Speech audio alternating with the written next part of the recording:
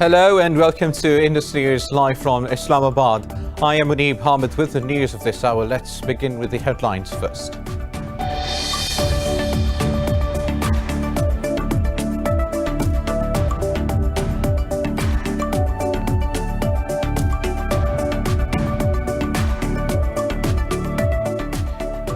The number of daily new coronavirus cases in the United States has dipped under 60,000 after 10 days, with 543 fatalities. Death toll in America has climbed to almost 147,000, with over 4.2 million infected. Brazil has reported 555 more fatalities and over 24,000 new cases, taking the death toll to over 87,000. Meanwhile, in Pakistan, 20 people have died overnight as the tally rose to 5,842 people, with more than 274,000 infections. Over 648,000 people have been killed by the virus worldwide, while over 16.2 million have been infected.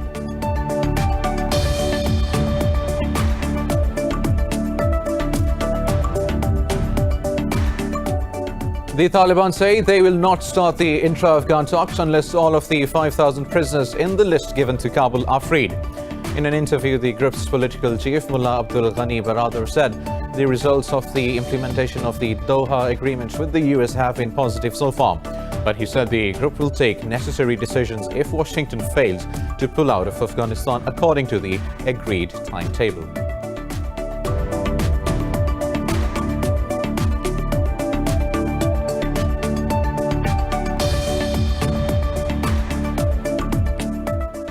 Beijing says the US consulate in China's southwestern city of Chengdu has been formally closed. The US flag on the consulate has been lowered, its plaque removed, and Chinese authorities have taken possession of the premises. Beijing ordered the facility to be shut in retaliation for China being ousted from its consulate in Houston, Texas by Washington.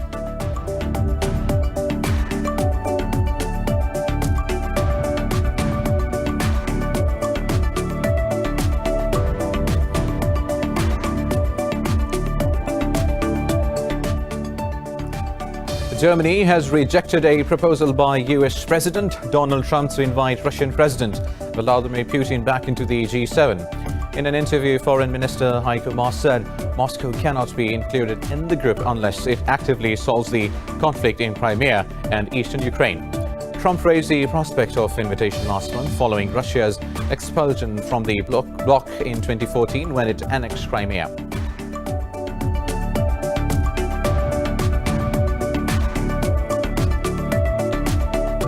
And the West Indies are faced with an uphill task of scoring 389 to win the third test when play resumes today on the fourth day of the match. The Windies will need to really buckle down, especially after losing early wickets last night to Stuart Broad, who got rid of the opener and the night watchman.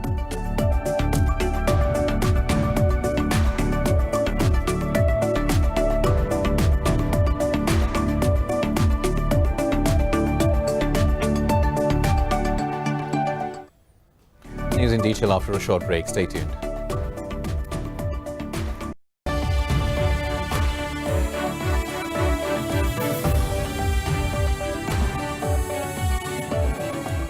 Welcome back. We start our news bulletin from the United States, where the number of daily new coronavirus cases has dipped under 60,000 after 10 days, with 543 fatalities. The death toll in America has climbed to almost 147,000, with over 4.2 million infected. Brazil has reported 555 more fatalities and over 24,000 new cases, taking the death tally to over 87,000. Now, over 647,000 people have been killed by the virus worldwide, while nearly 16.2 million have been infected. More in this report. The second wave of the new coronavirus, after surging in the Americas, Africa and parts of Asia, is now gripping Europe. Healthcare facilities in the US are beyond overwhelmed, with tens of thousands new cases sprouting every day. Mexico and Brazil are no different, with a combined tally of over 30,000 new COVID patients emerging every 24 hours. While Brazil's President Jair Bolsonaro continues to defy the need for any restrictive measures, even tourists believe this approach is a recipe for disaster. Deveria ser feito An assessment of the situation should have been done on whether the virus could be controlled or with the vaccine. If you don't have it and people can get infected, then it is a matter of safety. The recent surge in Spain has sent alarm bells ringing through Europe as other regional countries follow UK's step of reimposing travel restrictions on the country. But Spain has called this an overreaction, saying it will negotiate with UK to exclude the Balearic Islands and the Canary Islands from the restrictions.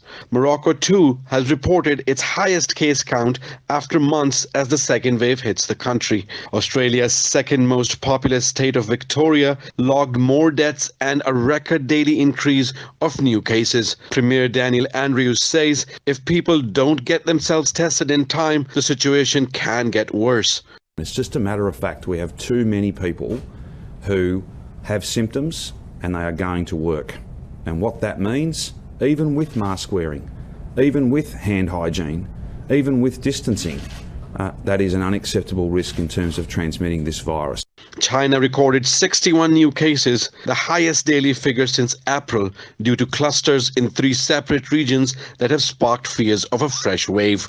Meanwhile, South Korea's new coronavirus cases have fallen back to below 30 as imported cases dwindled from a record high over the weekend. Meanwhile, in Pakistan, over 80% COVID-19 patients have recovered, with the daily deaths dropping consistently. The Health Ministry has reported 20 deaths from the coronavirus and 1,176 new cases in the past 24 hours. The death toll in the country has risen to 5,842, with over 274,000 confirmed cases, of which over 241,000 have recovered. The ministry said there are now over 27,000 active cases in the country, of which 1,229 are in a critical condition. Sindh is the worst hit province with over 118,000 infections, while Punjab has reported over 92,000 cases. In Khyber Pakhtunkhwa province, the tally of infected is over 33,000, while there are over 11,000 cases in Balochistan. The capital city, Islamabad, has reported close to 15,000 cases, while Azad, Jammu and Kashmir and Gilgit-Baltistan have crossed 4,000 cases. Now, the Taliban say they will not start the intra-Afghan talks unless all of the 5,000 prisoners in the list given to Kabul are freed. In an interview, the group's political chief, Mullah Abdul Ghani Baradar, said results of implementation of the Doha agreement with the US have been positive so far. But he said the group will take necessary decisions if Washington fails to pull out of Afghanistan, according to the agreed timetable. Under the US-Taliban peace deal, the Afghan government has so far released 4,245 prisoners. In exchange, the Taliban have released over 860 government hostages out of the 1,000 mentioned in the agreement. Meanwhile, Afghanistan's military says it has killed 6 Taliban fighters while thwarting attacks on security checkpoints in central Logar province. It said 8 fighters were wounded in the encounters in the capital Pul-e-Alam and Muhammad Agha district. The Taliban have not commented on the claims yet. Moving on now, Beijing says the US consulate in China's southwestern city of Chengdu has been formally closed. Beijing ordered the facility to be shut in retaliation for China being ousted from its consulate in Houston, Texas by Washington. In a statement, the Ministry of Foreign Affairs said the US flag on the consulate has been lowered and its plaque removed. It said Chinese authorities have taken possession of the premises. Beijing says the closing of the consulate is a legitimate and necessary response to unreasonable measures by the United States. The Foreign Ministry also alleged some American staff at the consulate interfered in China's internal affairs and endangered its security and interests. Now, Hong Kong has announced a ban on gatherings of more than 2 people, restaurant dining and mandated face masks in all public places. Chief Secretary Matthew Che Young says the steps have been taken to curb a surge in coronavirus cases. The measures, which take effect from Wednesday, are the first time the city has completely banned dining at restaurants. Since late January, more than 2,600 people have been infected in Hong Kong, 20 of whom have died. During the last 24 hours, China has reported 61 new cases, sending alarm bells for greater prevention and control measures. Now, Germany has rejected a proposal by US President Donald Trump to invite Russian President Vladimir Putin back into the G7. In an interview, Foreign Minister Heiko Maas said Moscow needs to actively solve the conflict in Crimea and eastern Ukraine first. Maas described the relationship with Russia as currently difficult in many areas. He said Moscow's unrelenting disrespect of international rules and norms is why it remains outside of the G7 and will continue to remain out. But he said Germany needs Russia to solve conflicts such as those in Syria and Libya. Trump raised the prospect of invitation last month following Russia's expulsion from the bloc in 2014 when it annexed Crimea.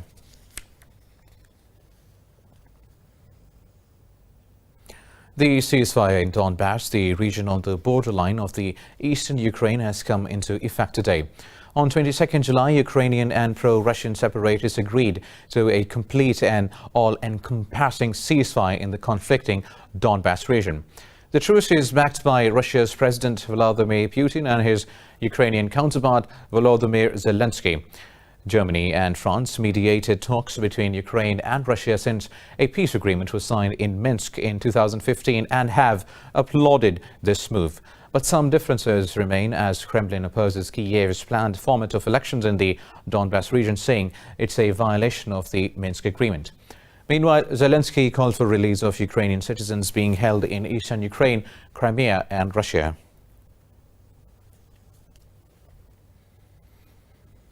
Moving on, Russia's eastern city of Khabarovsk for the third weekend in a row, hundreds have gathered to demonstrate against the arrest of provincial ex-governor Sergei Furgal.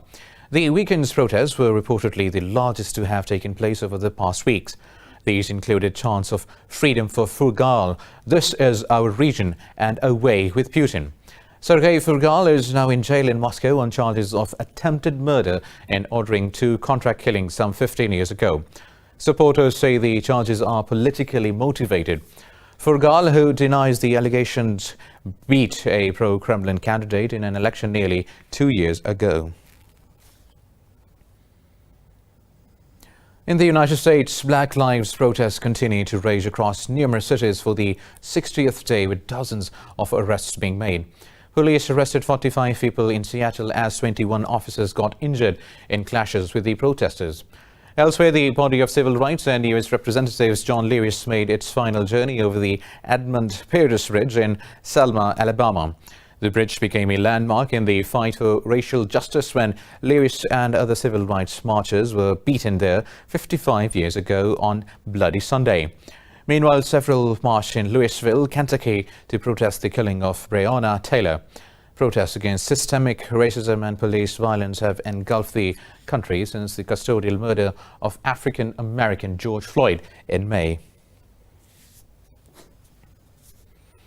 Now in Iraq, anti-government demonstrators continue to gather in Najaf, Nasiriyah and Karbala. The protests are demanding better public services, especially a stable supply of electricity as temperatures soar in the country. The demonstrators burned ties to block the roads and chanted slogans against the government. This comes amid rising public anger of the government's response to COVID-19 pandemic and its worsening economic fallout in the country. Thousands of Israelis have joined nationwide demonstrations over the weekend against the government. Demonstrators demand Prime Minister Benjamin Netanyahu's resignation over corruption charges and his government's handling of COVID-19 pandemic. Protesters chanted slogans such as "Bibi resign," 1 million unemployed, Prime Minister, as huge crowds rallied in Tel Aviv and in other cities. Police made several arrests and deployed water cannon to dispel protesters. Israel is witnessing a surge in unemployment as figures rise to 20% with the ongoing pandemic. Demonstrators argue the financial assistance offered by the government hasn't been nearly enough. The number of coronavirus cases has also soared since the lockdown was lifted in May, which has also come under fire. Now, the deputy leader of Lebanon's Hezbollah movement, Sheikh Naim Qasim, has dismissed the prospect of an escalation with violence with Israel. Now, this comes as increased tensions between the two countries during the last week raised concerns. In a statement, Qasim said the atmosphere of war in the few months is unlikely. Earlier, Israel's army said one of its drones also crashed inside Lebanon during an operational activity along the border. Last week, tensions rose along Israel's frontier with Syria and Lebanon after Hezbollah said a fighter was killed in an Israeli strike. Tel Aviv has stepped up strikes and aerial surveillance on Syria in recent months.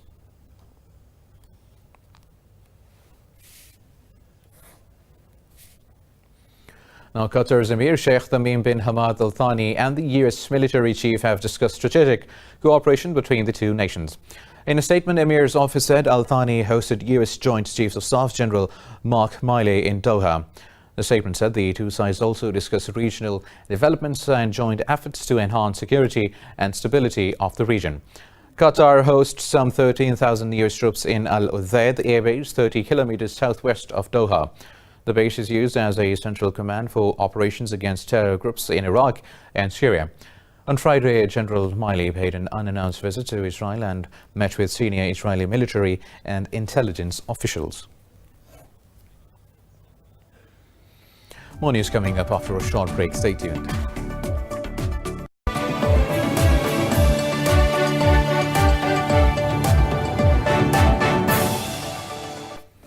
Welcome back now.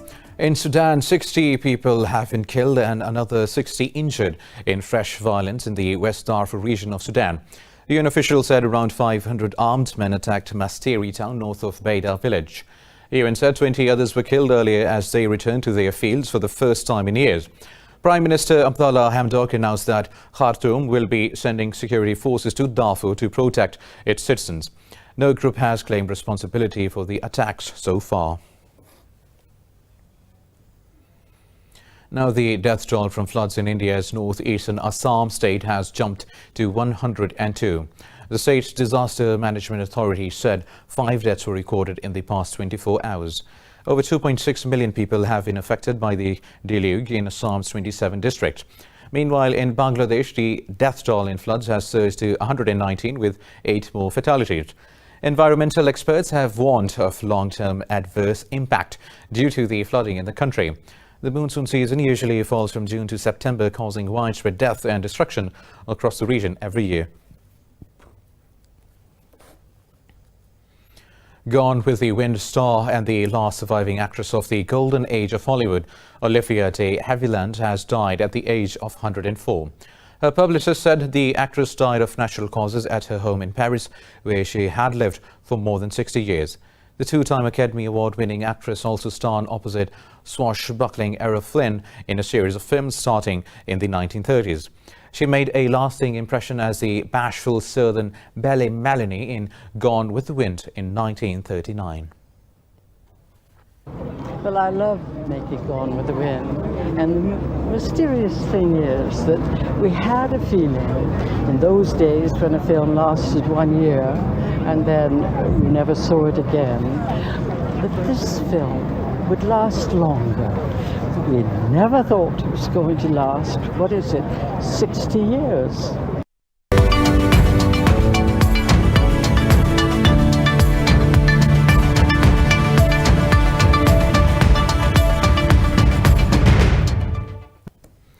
Now, a Swiss pharmaceutical company has completed the first transaction under a new humanitarian trade channel with Iran. The Swiss humanitarian trade agreement channels to bring food and medicine to Iran started trial operations in January and is exempted from US sanctions. In a statement, the Swiss State Secretariat for Economic Affairs said more companies are being added after approval for further transactions. SECO did not identify the Swiss drug maker or give a value for the shipment, but said it carries cancer drugs for Iranians battling the disease.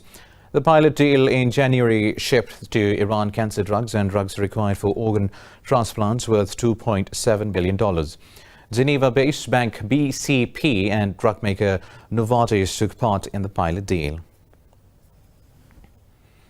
China's thousands of state-owned enterprises, local governments and public institutions are expanding hiring. This comes as a record number of students graduate into a job market left reeling by the COVID-19 pandemic. Voss Zipin research says around 8.7 million Chinese students are graduating this year, almost 500,000 more than last year. It said the private firm job market for graduates has fallen 22%, which has created an active employment crisis in China. Beijing has warned graduates who generally enter the workforce in June or July may face a severe situation. President Xi Jinping has urged companies to hire more people, fearing that the struggling graduates can turn into negative energy. Now, most European stocks have edged lower as surging COVID-19 cases and the worsening US-China relations worry investors. The pan-European stock 600 fell 0.5%, with travel and leisure stocks trembling over 3%. London's FTSE slid marginally, while Paris's CAC All 40 also slid. Frankfurt's DAX was the only one in positive territory as it edged up fractionally. Gold prices rocketed to a record high as spooked investors rushed into the safe haven amid coronavirus worries. The metal has surged more than 1% to $1930.48 per ounce in Asian trade.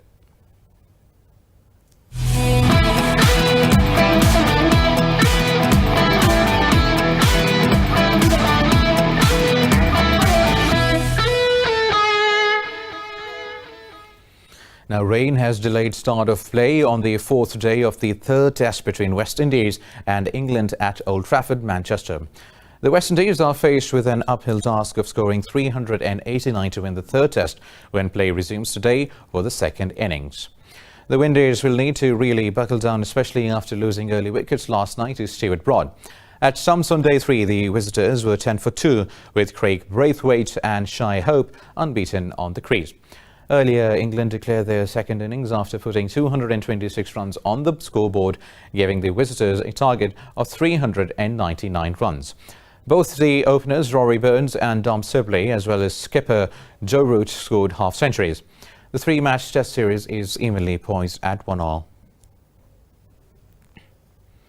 In football, Manchester United and Chelsea have qualified for the UEFA Champions League at the expense of Leicester City. United beat Leicester 2-0 in their most important fixture of the season, while the Wolves' dream of playing Europa League was demolished after losing 2-0 to Chelsea. In another match, champions Liverpool ended their historic campaign with a 3-1 win against Newcastle. Aston Villa will play Premier League football next season after a draw at West Ham was enough to ensure they escaped the relegation. Leicester City's Jamie Vardy entered the season as a top scorer with 23 goals.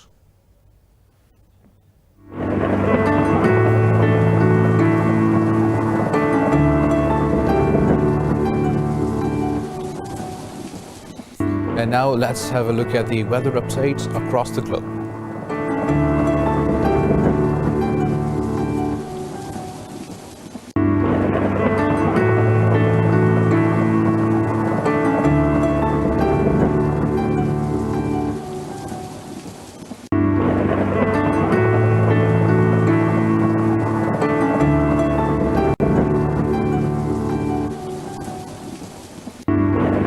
That's all for now. For the latest updates, you can follow us on social media at Indus.News. Take care.